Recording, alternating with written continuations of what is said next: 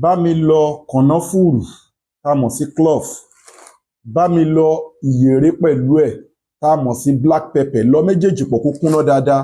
Wá bá mi wá kọ́hún blálà, wá lọ́ mọ níwọ̀nba, kọ́hún blálà níwọ̀nba, wá lọ́ pọ̀ mọ́ clove àti wá lọ́ pọ̀ mọ́ kànáfùrù àti ìyèré. Á kúnná dáadáa bí etí, á kúnná gan.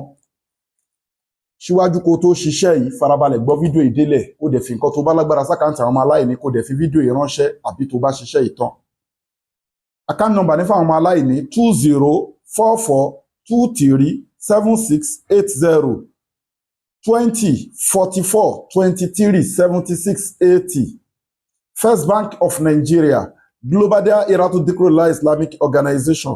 Gbogbo èyí tẹ́ fẹ́ rí wa, tẹ́ fẹ́ pè wá, a wà ní Abraham Adesanya Lekki Ajah Etí Ọ̀sà Lagos. Ẹ WhatsApp wa àbí kẹ́ pè wá direct lórí +234 810 913 1425 +234 810 913 1425. Oògùn tí mo kọ yín oògùn Iseto ni. Iseto, kíyàn máa tọ̀, kítọ̀ máa fọ́n bí iná wẹ́dà, kíyàn máa tọ̀ kó má dàbí pé ó ti tọ̀ tán ìtọ̀ tún ṣẹ́kù sínú, kíyàn máa tọ̀ kítọ̀ èèyàn má ní pressure kó má strong, kíyàn máa tọ̀ kó fẹ́ máa rí pé ó fẹ́ máa rí traces pé ìtọ̀ ń kọ́lọ̀ bí ẹ̀jẹ̀ àti oríṣiríṣi àwọn symptoms bẹ́ẹ̀. Iseto, oògùn ẹ̀ ni mo kọ yín yẹn. Ṣíbí kan láàárọ̀, ṣíbí kan lálẹ́, pẹ̀lú omi tó lọ́wọ́ọ́rọ́ fáwọn tó wà ń lo òyìnbó. Wọ́n tó bá dẹ̀ wá ń tòsí ló pẹ̀lú ògì ẹ̀kọ. Wàá wá jẹ́ kó ògì ẹ̀kọ yẹn wàá pò ṣán alight, wàá bu ṣíbí kan powder yìí sí, wàá mix ẹ̀ pọ̀, wàá dààmú. Ṣùgbọ́n ẹni tó bá ń treat Iseto, ó ń láti máa drink a lot of water.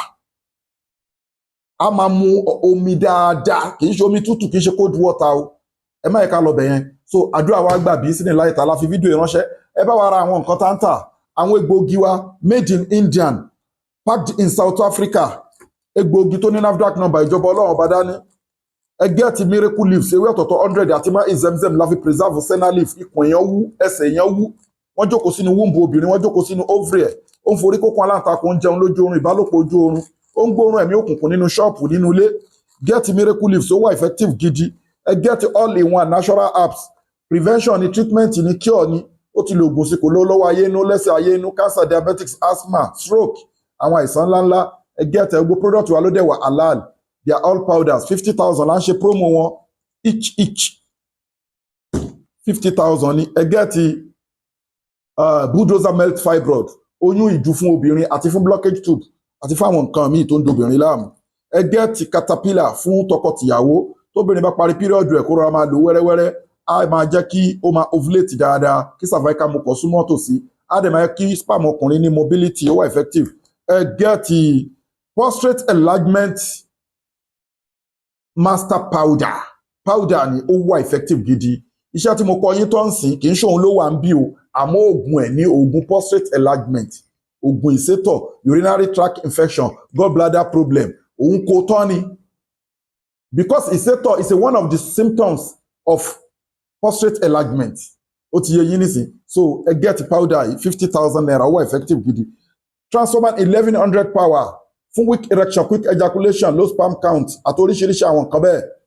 Ìmárale manpower. Ẹ get memory booster, ìsọ̀yè ilé àmfọmọdé àti fún àgbàlagbà tó ń gbàgbé nǹkan. Àwa láwọn special package tá a máa ń ṣe fẹ́ni táyé tí kèsì ẹ̀ bá gbẹnu tán bóyá yé ń dà láàmú. Ètò àwẹ̀ wà tá a fi ń yanjú problem fáwọn èèyàn. Ètò àwẹ̀ wà, ètò sàárà wà, ètò àdúrà wà. Àwọn halal powder wà yàtọ̀ sí àwọn special package product báyìí tá a máa ṣe, tá a máa wọlá bù ṣe fúnyàn. Confirm powder tá a máa ṣe.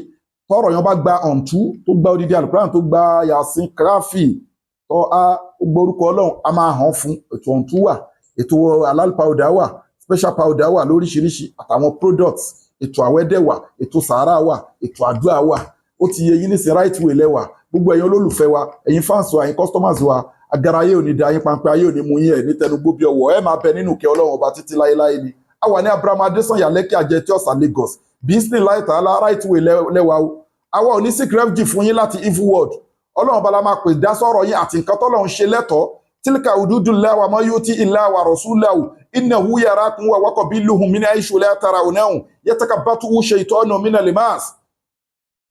gbogbo àwọn ẹ̀mí òkùnkùn yányán wọ́n wà wọ́n ń dàyàn láàmú oṣó wà jẹ́wọ́ ẹlẹ́bọ lóògùn wà níwọ̀n sí àmọ́ wàá mọ̀ yóò bírò lẹ̀ hámúrọ̀ fasayẹ̀kù lúnà lọ́ ọlọ́run ọba ló ń kọ̀ǹtú ayé kódà àwọn tí wọ́n ń dàyàn láàmú yẹn ọlọ́run ọba ló ń kọ̀ǹtú ayé títí wọn náà nǹkan tá à ń sọ nìyẹn torí pé wà mọ́ tẹ̀sí kútù mi ń wà rákàtì iláyà alámùhà ewé kan ò ní bọ́ kọ́lọ́run ọba má mọ̀ sí alukuran lágbára islam lágbára fásitì àlọ́ àlàdíkiri nǹkan tó lẹ́àtà àlẹ́ àmú ẹ jẹ́ ká wá mọ̀ nípa nǹkan tá a bá ní mímọ̀ nípa ẹ̀ ọlọ́run ṣe dáadáa fún wa bismillah ta'ala àwa ní abraham adesanya lẹ́kẹ́ àjẹ tí ọ̀sà Lagos kò síbi tẹ́wà tá a ti lè deliver fún yín through DHL amẹ́yìn lẹ́ máa sanwó delivery má sálámù wáyé lálẹ́ kọ́ yìí